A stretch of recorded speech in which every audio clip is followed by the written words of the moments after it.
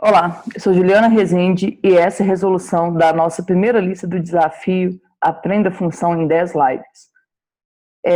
Eu sou professora de matemática há 18 anos e eu ajudo alunos a aumentarem a nota de matemática no Enem em mais de 200 pontos.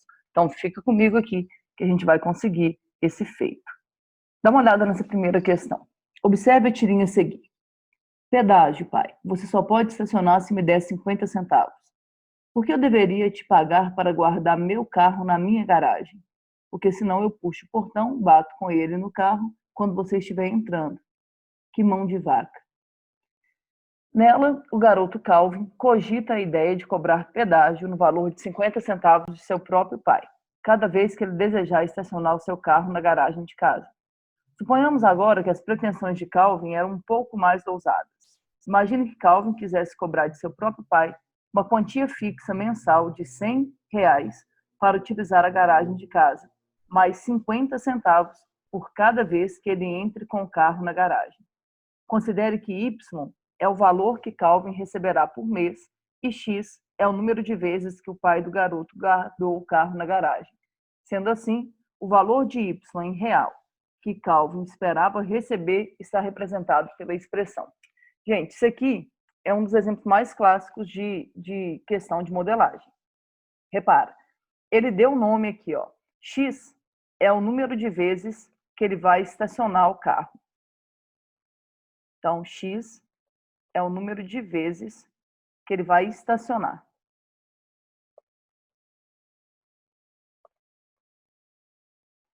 E Y é o valor arrecadado.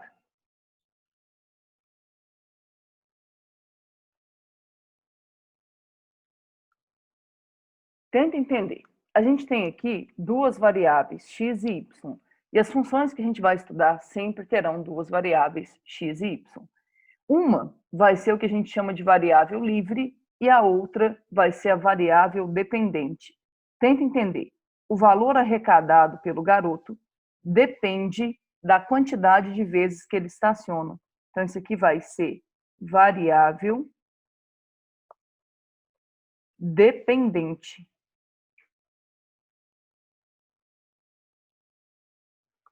E essa aqui de cima vai ser a nossa variável livre.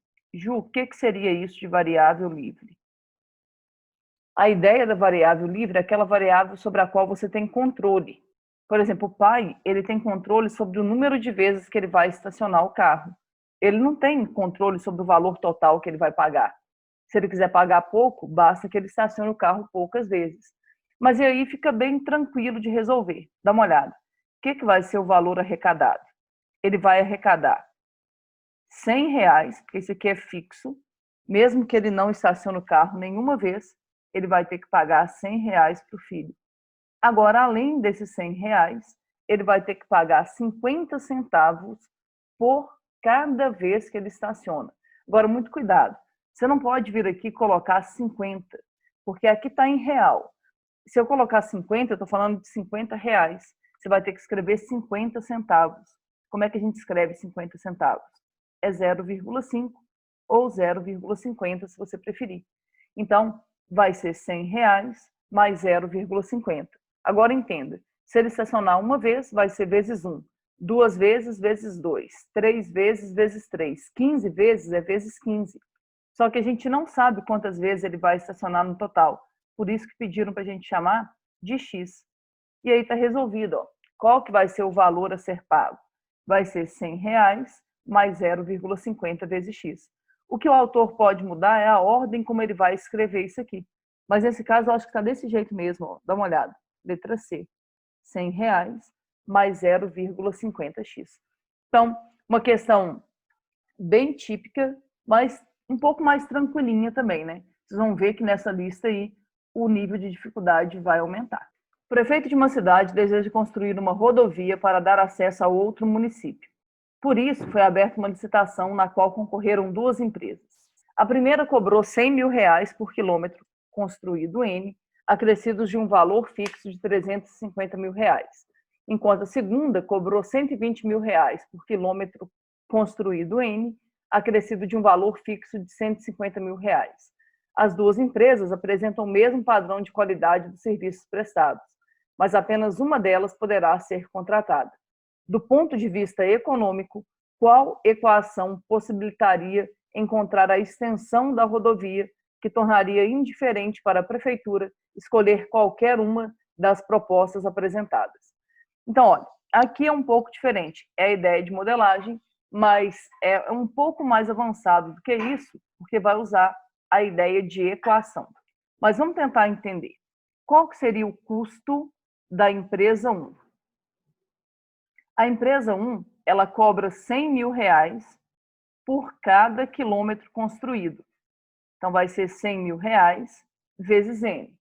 Só que ela não fica só nisso. Além de cobrar R$100 mil vezes N, ela cobra uma taxa fixa de R$350 mil. Então, esse aqui é o custo da empresa 1. O que vai ser o custo da empresa 2? A empresa 2, ela cobra um valor mais caro por quilômetro construído. Ela cobra R$120 mil. Então, vai ser 120 mil vezes N, mais o valor fixo. Só que o valor fixo dela é mais barato, R$150 mil. Repara, essa aqui é a função que me dá o custo da empresa 1. Essa aqui é a função que me dá o custo da empresa 2.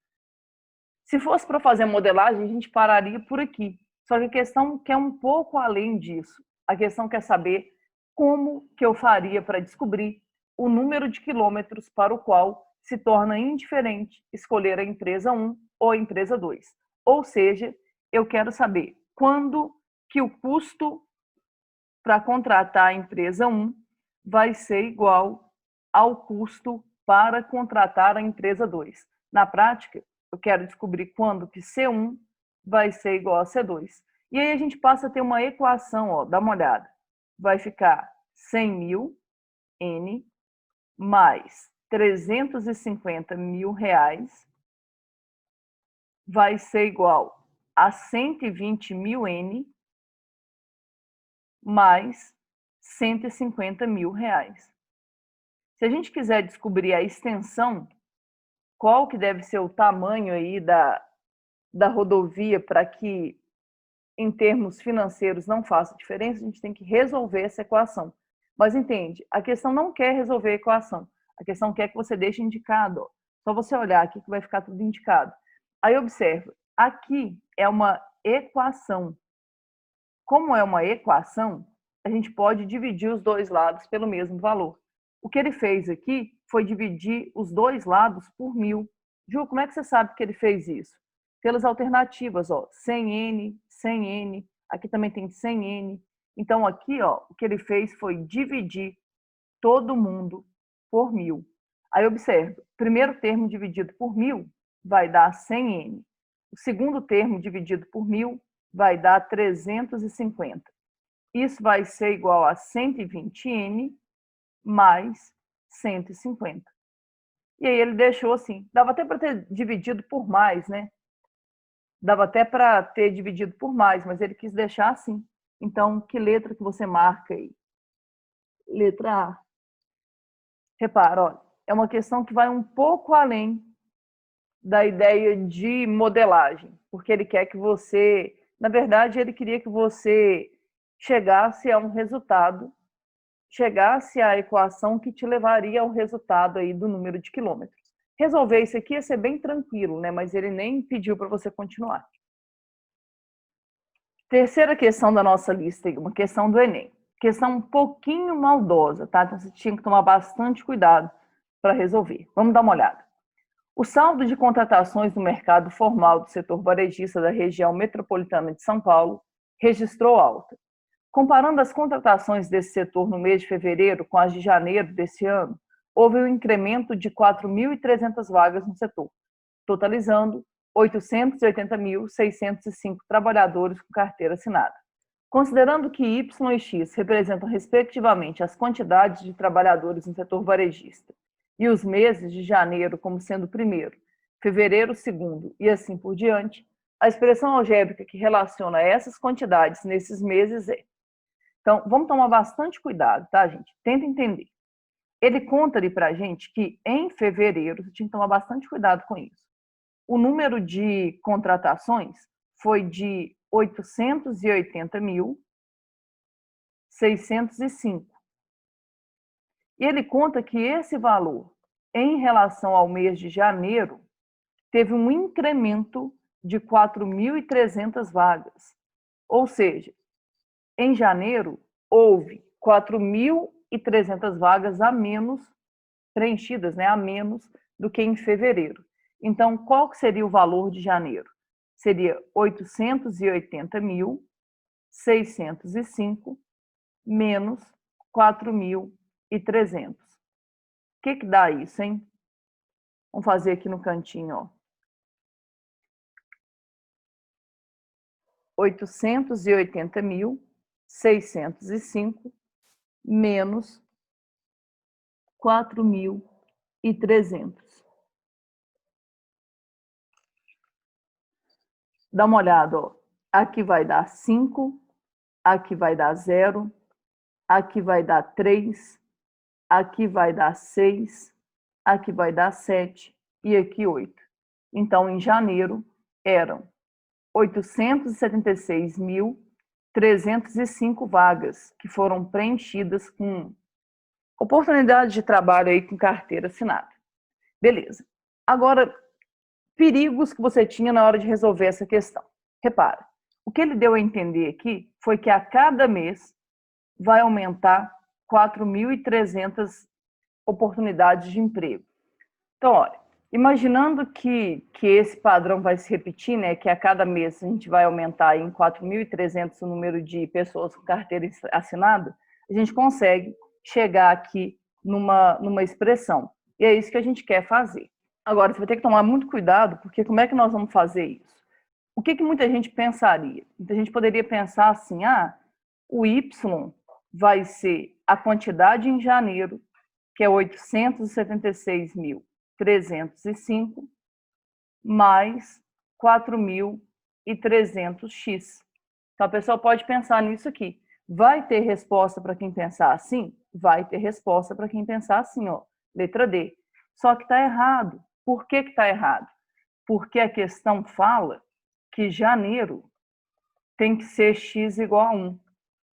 Fevereiro tem que ser x igual a 2.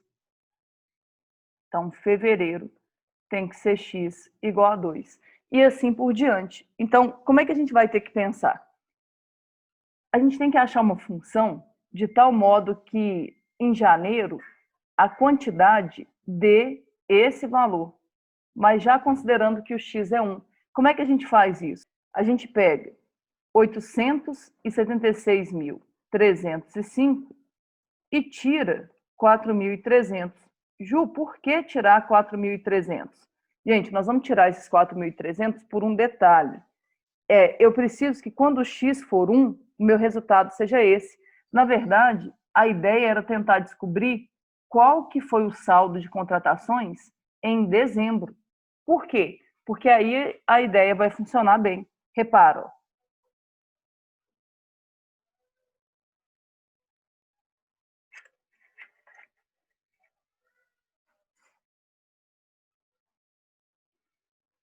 Repara, olha, se eu fizer essa conta aqui vai dar 5, aqui vai dar 0, aqui vai dar 0, aqui vai dar 2, 7 e 8. Então, é como se em dezembro a gente tivesse contratado 872.005 funcionários, pessoas com carteira assinada. Agora a gente consegue montar, dá uma olhada. Isso aqui vai ser 872.005 mais 4.300 vezes x. Confere. Quando o x for 1, vai dar esse valor mais 4.300, que dá o valor de janeiro.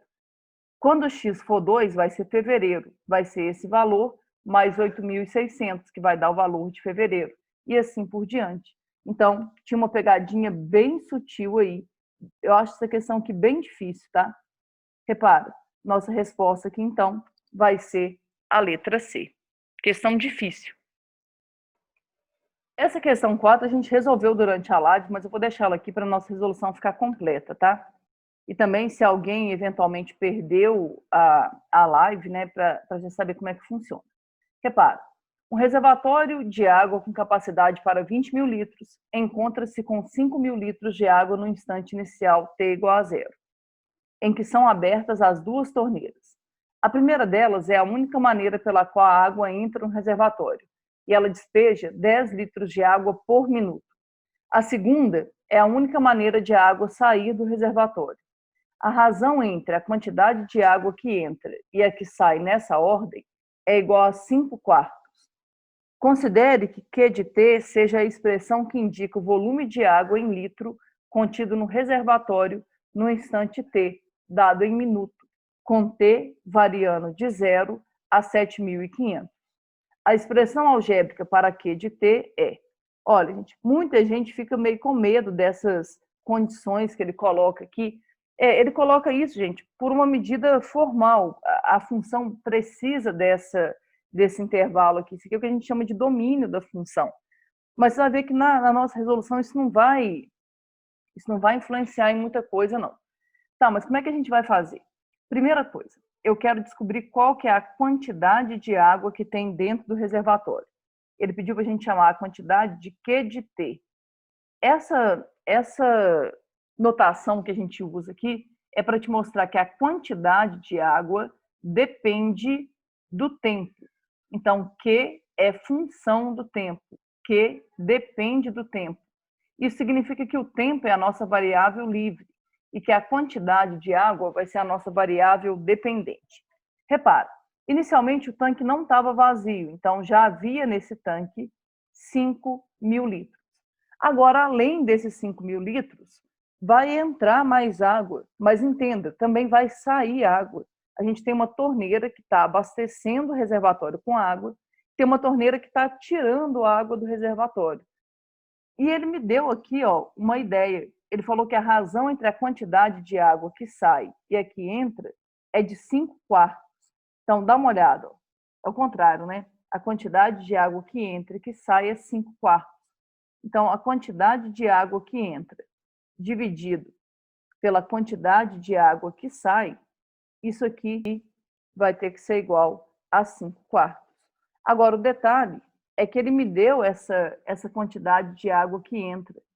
Ele falou que por minuto entram 10 litros de água no reservatório. Então, se eu multiplicar cruzado, vai ficar assim, 5 vezes a quantidade de água que sai vai ser igual a 40. Então, a quantidade de água que sai vai ser 40 dividido por 5. O que é 40 dividido por 5? 8. Então, entram 10 litros de água e saem 8 litros. Você poderia colocar direto qual que vai ser o nosso saldo. O saldo vai ser de 2 litros por minuto. Agora, eu tenho que multiplicar aqui por T, né? Porque é por minuto. Agora, se você falar assim, Ju, não entendi essa ideia, você vai ter que fazer de uma forma um pouco mais detalhada.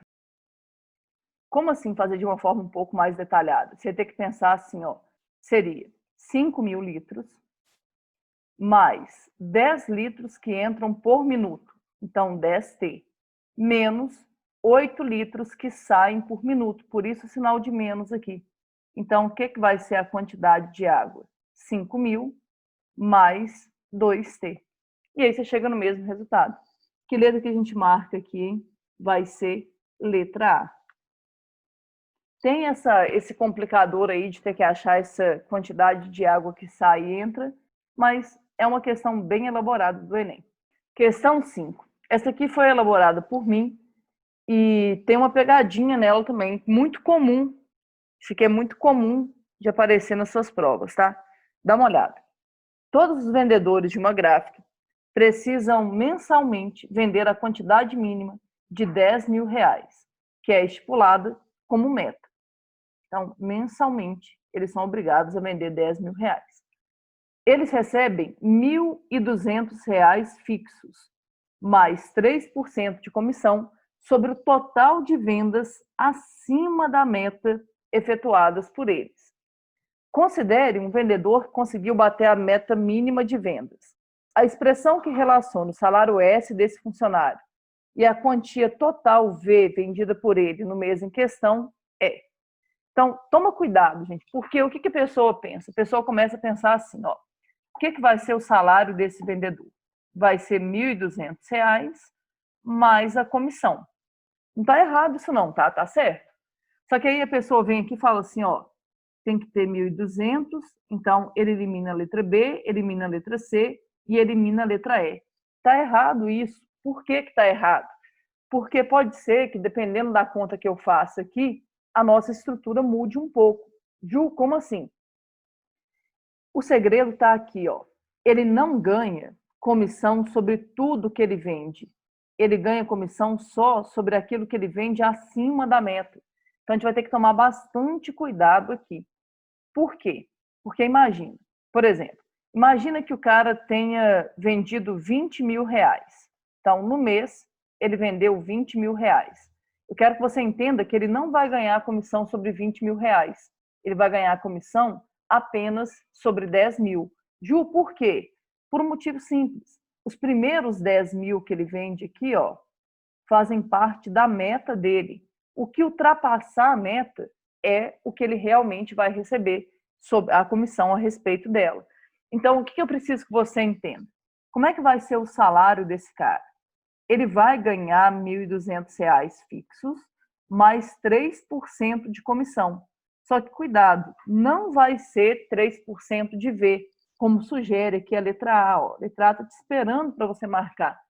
Ele vai ganhar 3% sobre o que ultrapassou a meta. Ou seja, na hora de calcular o salário dele, a pessoa lá do Recursos Humanos, que é responsável por calcular o salário, vai pegar tudo que ele vendeu e vai tirar a meta que ele é obrigado a vender. Então, tenta imaginar, se ele vendeu R$ 12.000, vai ficar 12 mil menos 10. Ele vai ganhar comissão sobre 2 mil. Se ele vendeu R$ 20.000, vai ficar 20 mil menos 10. Então, ele vai ganhar comissão sobre 10 mil. E assim por diante. Então, é desse jeito aqui, ó. Essa é a nossa função. Só que você olha e fala assim, Ju, mas não tem desse jeito. Não tem desse jeito porque quem elabora a questão não vai te dar essa chance aqui, ele não vai colocar desse jeito para te alertar. Ele vai desenvolver, como eu fiz. Dá uma olhada. Ó. O que vai ser o salário desse funcionário, então? Vai ser 1.200 mais 3% de V menos 3% de 10 mil. Calcula aí num cantinho, ó. Essa que a gente também fez na live. 3% de 10 mil. 2 zeros, cancela com 2 zeros. Então, vou ter que tirar aqui R$ 300. O que vai dar esse salário, hein? Vai ser 900, ó, 1.200 menos 300 vai dar 900, mais 3% de V. Agora, a gente tem a alternativa para marcar, ó. Que letra que você marca aqui? Letra B. Alguém pode olhar e falar assim, Ju, eu não concordo, porque se ele não vender nada, imagina que o V seja zero. Isso aqui vai desaparecer e vai ganhar R$ 900. E a gente sabe que ele tem R$ 1.200 fixos. Verdade, gente, mas entende, essa função aqui, isso aqui, na verdade, é uma função definida por duas sentenças. Como assim? Como é que é o salário desse funcionário? Esse funcionário ganha R$ 1.200 quando? Se as vendas dele ficam entre 0 e 10 mil. Então, se ele vender entre 0 e 10 mil, ele vai receber R$ 1.200. Agora, o salário dele vai ser 900 mais 3% de V. Em que situação? Se as vendas dele ultrapassarem R$ 10.000. Então, isso aqui a gente fala que é uma função definida por mais de uma sentença. Ah, Ju, se tem mais de uma sentença, como é que eu faria se tivesse as duas respostas? Repara aqui, ó. A expressão que relaciona o salário S, ó, considerando um vendedor, é aqui, ó. Considerando um vendedor que conseguiu bater a meta. Gente, se o cara conseguiu bater a meta, porque ele vendeu quanto? Mais do que 10 mil. E aí, o salário dele vai ser realmente esse que a gente acabou de encontrar. Então, muito cuidado, tá? Às vezes tem algumas pegadinhas assim e a gente custa a perceber a existência delas. Olha, uma questão difícil agora do Enem. Vamos dar uma olhada. Uma empresa deseja iniciar uma campanha publicitária divulgando uma promoção para seus possíveis consumidores. Para esse tipo de campanha, os meios viáveis são a distribuição de panfletos na rua e os anúncios na rádio local. Considera-se que a população alcançada pela distribuição de panfletos seja igual à quantidade de panfletos distribuídos, enquanto que a alcançada por um anúncio na rádio seja igual à quantidade de ouvintes desse anúncio. O custo para cada anúncio na rádio é de R$ 120. E a estimativa é de que seja ouvido por 1.500 pessoas. Então, imagina, você paga R$ 120 e alcança 1.500 pessoas. Já a produção e a distribuição custam R$ 180 cada 1.000 unidades de panfleto.